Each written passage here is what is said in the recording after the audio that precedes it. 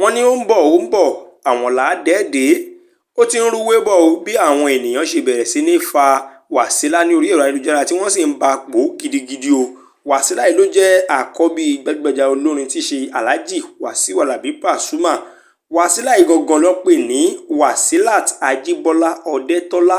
Ó ló fi àwòrán àti fọ́nrán kan sí orí ẹ̀rọ ayélujára ní orí Instagram rẹ̀ wípé kí àwọn ènìyàn wò ó, tí àwọn èèyàn sì bẹ̀rẹ̀ sí ní rí. Lẹ́yìn tí wọ́n bẹ̀rẹ̀ sí ní rí yìí, ọ̀rọ̀ oríṣiríṣi ló bẹ̀rẹ̀ sí ní jáde wá láti ẹnu àwọn ènìyàn tí wọ́n ń sọ sí i látàrí bí arábìnrin yìí ṣe bẹ̀rẹ̀ sí ní kú èéfín nínú kan náà fọ́nrán tí ó fi sí orí ẹ̀rọ ayélujára yìí.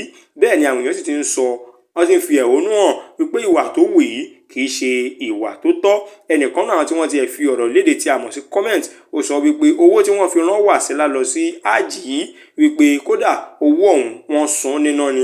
Gẹ́gẹ́ bẹ́ẹ̀ ni ṣe mọ̀ wípé Wasila ló ti fi gbà kan lọ sí hajj rí, tó túmọ̀ sí wípé Alhaja òun ni Wasila. Ṣùgbọ́n àwọn èèyàn ti bẹ̀rẹ̀ sí ní wọ́n ti ń gbèpò yẹnu wípé Wasila yìí ìwà tó wù yìí ó tàbùkù òun fúnra ẹ̀ gangan, ó tàbùkù bàbá ẹ̀, bẹ́ẹ̀ ló tàbùkù ẹ̀sìn Islam pàápàá.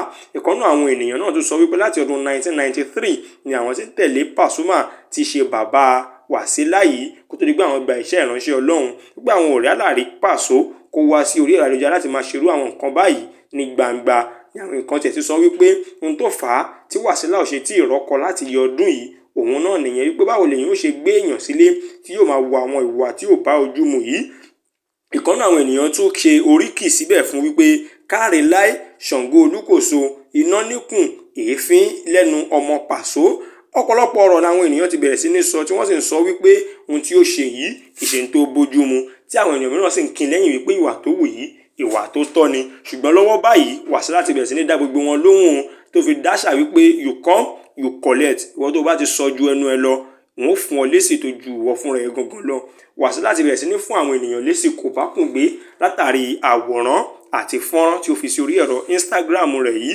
Ṣùgbọ́n àwọn ènìyàn wọn ò dẹ́kun láti máa bu ẹnu àtẹ́lù tí wọ́n sì sọ wípé ó ń dojú ti bàbá ẹ̀.